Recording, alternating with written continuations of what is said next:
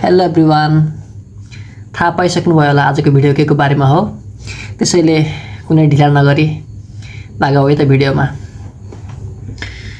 मेरो फिटनेस जर्नीको कुरा गर्दाखेरिमा यसको सुरुवात हुन्छ विक्रम सम्वत 2071 साल, आई थिंक 2014 एडी अंग्रेजी वर्षमा भन्नुपर्दा।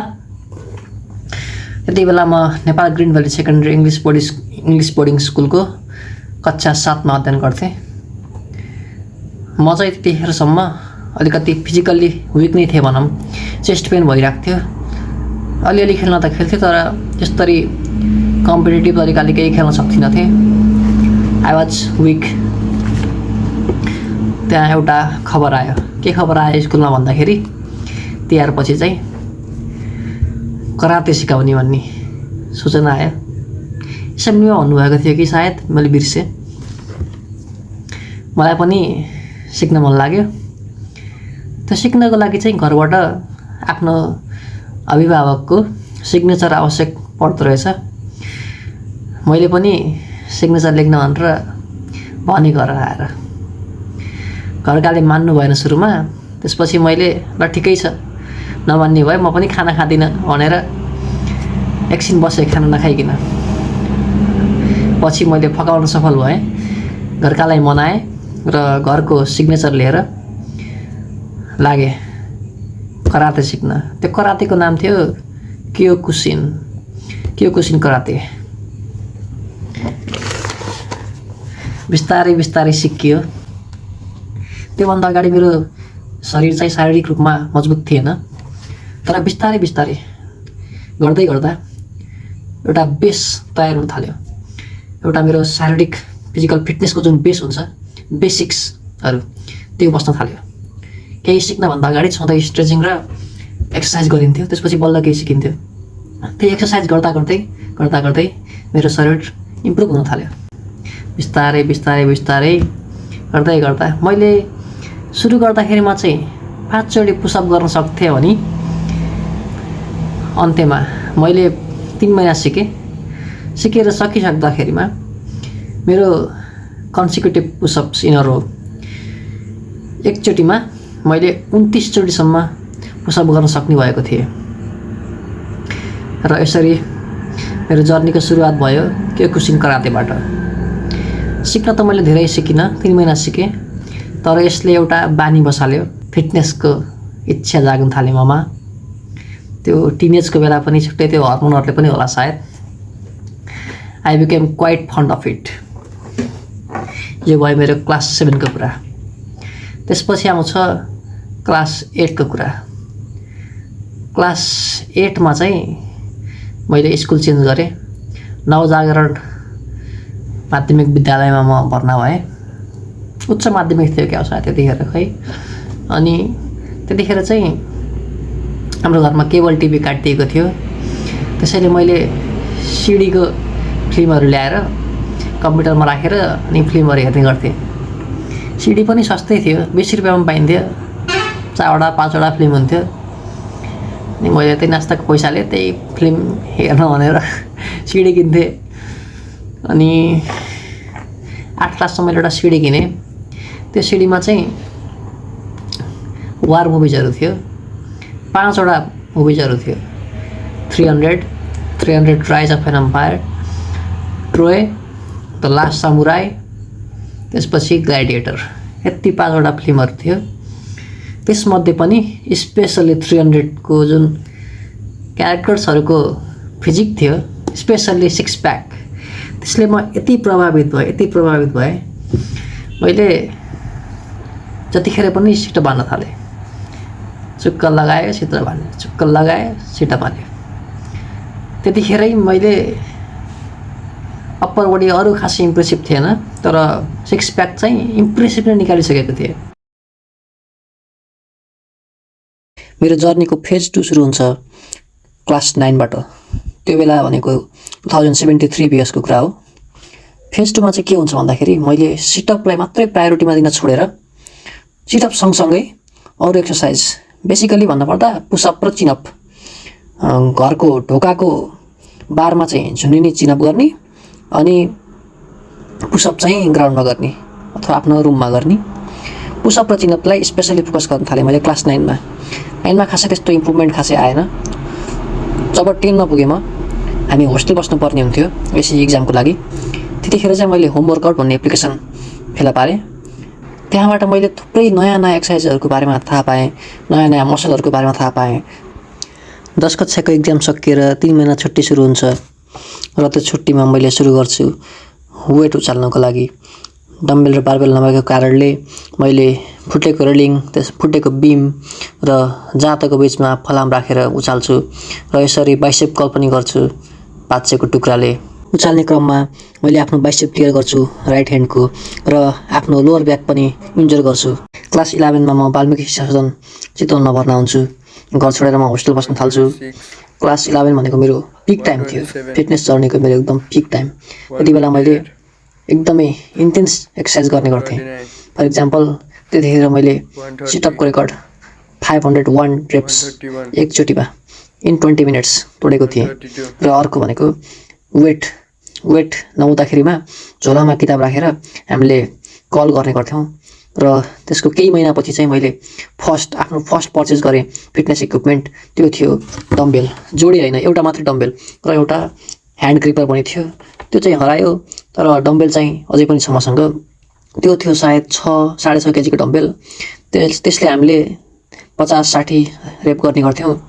जे होस्, 11 क्लास भनेको मेरो पिक थियो। त्यतिखेर म थाक्दा पनि थाक्थेँ त्यति सजिलरी, दौडिन सक्थेँ, लिन थिएँ, एकदमै इनर्जेटिक थिएँ। That was one of the best period of my fitness journey. कहिलेकाहीँ छुट्टीमा घर आउँदा डम्बेल नभएको कारणले हर्लिक्सको 2टा डिब्बामा सिमेन्ट भरेर बिचमा एउटा रड राखेर मेक सिफ्ट जसोतसो काम चलाउ डम्बेल बनाएर पनि गर्ने गर्थेँ घरमा मैले। फेज 3 सुरु हुन्छ 1076 पिएसमा। म क्लास 12मा पुग्छु। त्यतिखेर चाहिँ म 11 जस्तो इन्टेन्स तरिकाले एक्सर्साइज गर्दिनँ, तर गर्नै कदापि पनि छोड्दिनँ। अलिअलि गरिरहन्छु, तर त्यस्तो एक्सट्रिममा चाहिँ जाँदिनँ म। त्यो बेलामा चाहिँ म बडी बिल्डिङमा पनि एकदमै इन्ट्रेस्टेड भएको थिएँ। Open body building category I was obsessed with it. Arnold, Kai Greene, specially Kai Greene मेरो फेभरेट थियो त्यो बेला। सर्जी कन्स्ट्यान्स, जेरेमी, यिनीहरूबाट पनि म अलिकति इन्सपायर चाहिँ भएको थिएँ है। जे होस्, it was a slow phase. One thing that I want two point out is that त्यो बेला मैले लेग्सलाई पनि फोकस गर्न सुरु गरेँ। 11सम्म मैले खासै लेग्सलाई फोकस गरेको थिइनँ। 12पल्ट चाहिँ मैले स्क्वाट गर्न थालेँ, सिङ्गल लेग स्क्वाट पनि गर्न थालेँ, पिस्टल स्क्वाटहरू। अनि बिस्तारै रनिङ पनि त्यो बेला मैले धेरै गरेँ अघिल्लो वर्षको तुलनामा। It was the best time for my legs. Overall मेरो बडीलाई चाहिँ मैले ब्यालेन्स बनाएर भनौँ त्यति बेला। फेज 4 सुरु हुन्छ 2020 एडीमा, जब कोरोनाको फर्स्ट वेभ आएको थियो। त्यतिखेर म घर आउँछु र घरमा आएर एक्सट्रिम डिसिप्लिनको साथ एक्सर्साइज गर्न थाल्छु।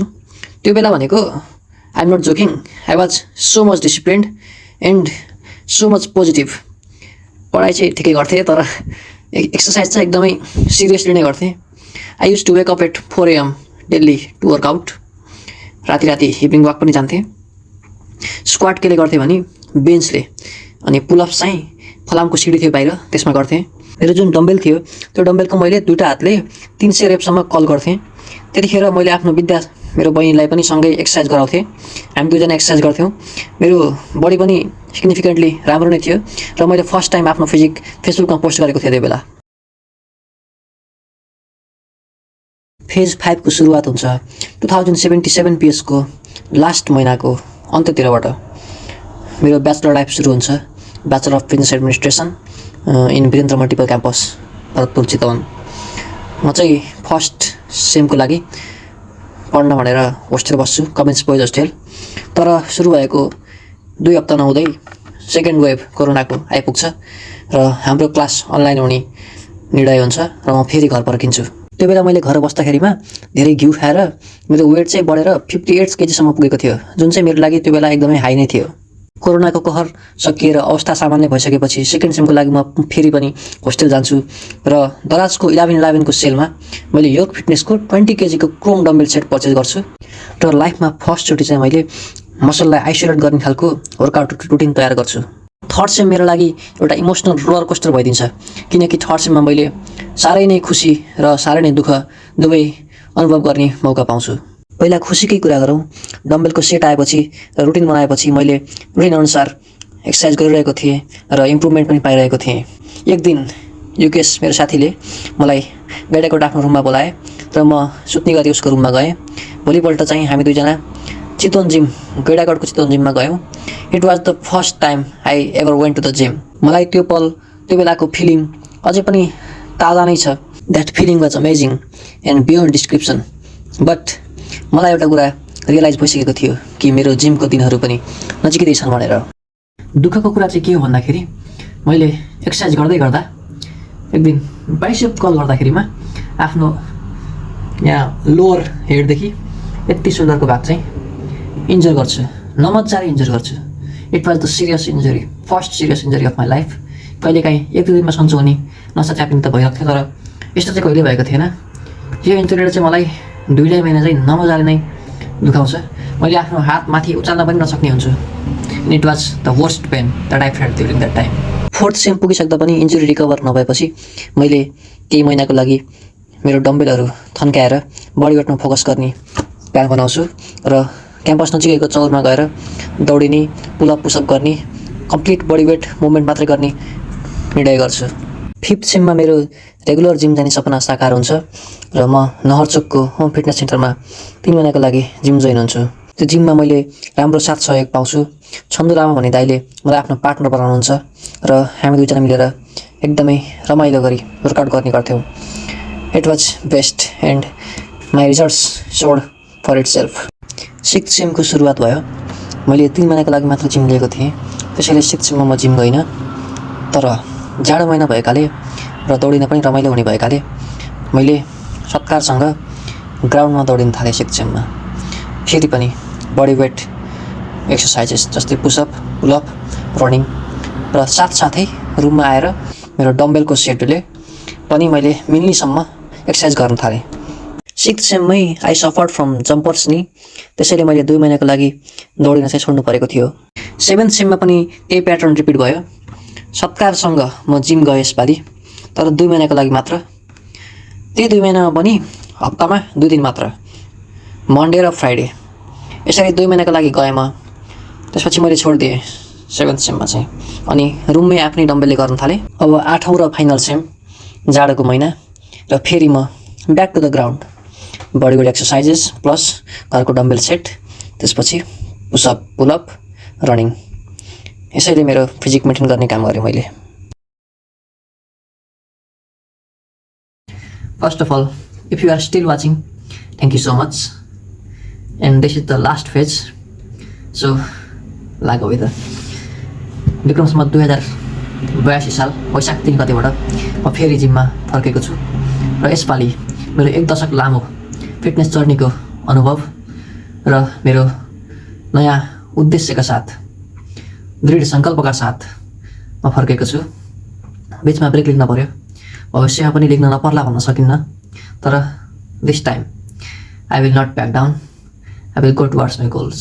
एउटा केही सानो भन्न चाहे है त, गल्ती तिम्रा गुरु हुन्छन्, पीडा तिम्रा साथी, अघिबाट पाइला सार पुग्छौ धेरै माथि। This is my story. Now it is time for you to write yours. Thank you.